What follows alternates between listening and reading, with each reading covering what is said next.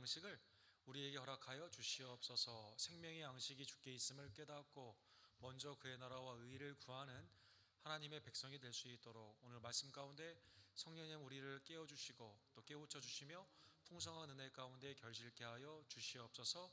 예수 그리스도의 이름으로 간절히 기도드립니다. 아멘.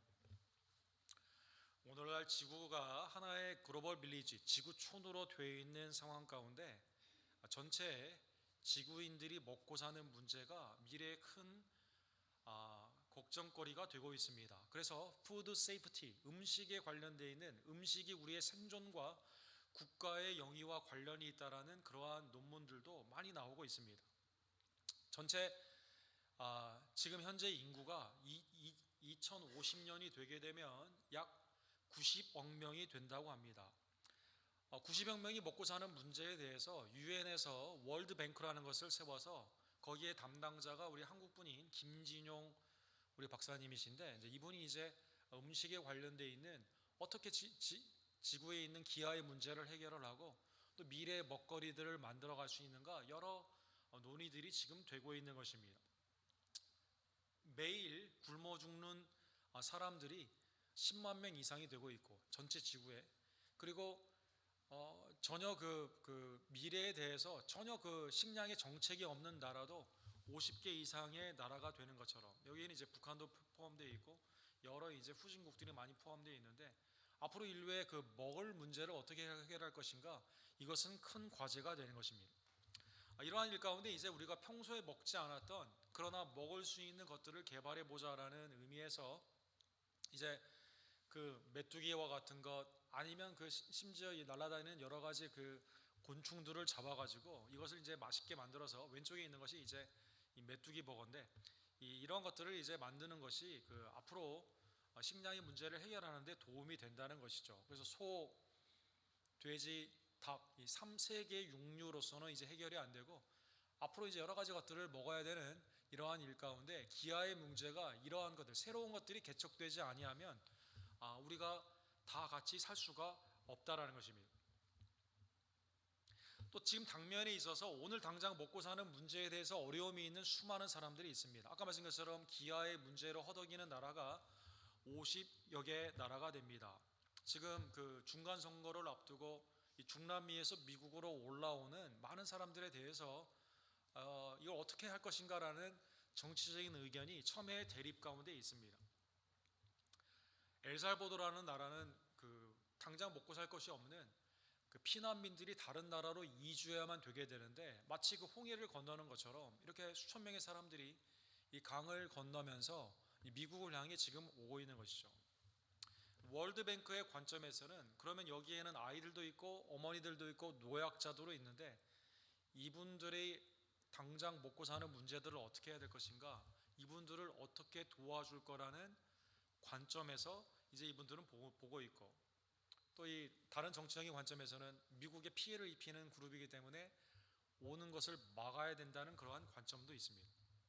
어찌됐든 이 강을 건너는 사람들의 모습들, 출애굽에 있어서 홍해를 건넜던 군대에 가는 남자만 60만 명, 즉 200만 명에서 300만 명의 노약자와 어린이와 여자들을 포함하게 되면 이 거대한 민족이 가나안 땅을 향해 오게 되었을 때 아마 가나안 땅에 있었던 많은 민족들이 무서워하며 떨었다라는 그 말은 쉽게 이해가 되는 말입니다. 자, 그러면 이제 출애굽을 한 지 한 달이 되었습니다. 한 달의 기간 동안에 그들이 먹고 사는 문제가 어떻게 해결이 돼야 되느냐, 우리 지난주에 본 것처럼 이 마라라는 곳에 먹는 그 음료수의 문제가 되게 되었을 때 원망과 불평을 하게 되죠. 그런데 하나님이 그들에게 엘림을 허락하여 주셔서 마라의 쓴물이 한 나무를 통해 먹을 수 있게 되고 엘림이라는 오아시스에 다다르게 된 것입니다. 성경에 보게 되면 인간이 하나님의 은혜를 잊어버리고 타락하게 되면서 첫 번째로 바로 죄의 열매 가운데 드러난 현상이 원망이다라고 나와 있습니다. 내 뼈 중에 뼈요 내 살 중에 살이라고 아내를 준 그 하나님의 은혜를 찬양했던 아담이 선악과를 따먹은 후에 아담아 어디 있느냐, 왜 선악과를 따먹었느냐 하나님이 이렇게 찾게 되니까 하나님이 주셔서 나와 함께 있게 하신 여자, 그가 그 나무 열매를 내게 주므로 내가 먹었나이다. 찬양의 제목이 되었던 아내가 원망의 대상이 된 겁니다.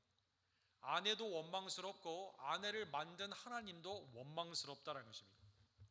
그때 원망하지 않고 주님, 제가 사탄의 꾀임 가운데 선악과를 따먹은 저의 범죄함이 있는데 용서해 주십시오라고 회개했어야만 되는데 원망을 하게 된 것이죠. 지금의 현재 상황이 내 잘못이 아니라 지금 기대치에 못 미치는 이 상황은 다른 사람의 잘못, 궁극적으로 하나님의 잘못이다라는 것입니다. 원망은 그러한 의미에서 불신자에게만 있는 것이 아닌 신자에게도 언제나 나올 수 있는 죄성의 근본의 뿌리를 가지고 있는 것입니다. 초대교회가 아름답게 세워져 나아갈 때 사도행전 6장에 보면 원망이 생기는 모습이 나와 있습니다. 제자가 더 많아졌는데 헬라파 유대인들이 자기의 과부들이 매일의 구제에 빠짐으로 히브리파 사람을 원망하니, 원망거리가 생긴 거예요. 구제의 문제에 있어서 누가 더 많은 구제의 것들을 가지고 가느냐, 먹을 것에 관련된 거 아닙니까? 과부들이 교회의 도움을 통해서 먹을 것을 받아가게 되는데 우리 색깔을 가진 헬라파 과부들이 좀 적게 가져간다는 것이죠. 이게 이제 원망의 거리가 되게 된 것입니다. 이때도 즉시 회개하고 이것이 하나님의 뜻 가운데 우리가 함께 이것을 잘 화목하게 나아가겠다 즉각적으로 회개하지 않게 되면서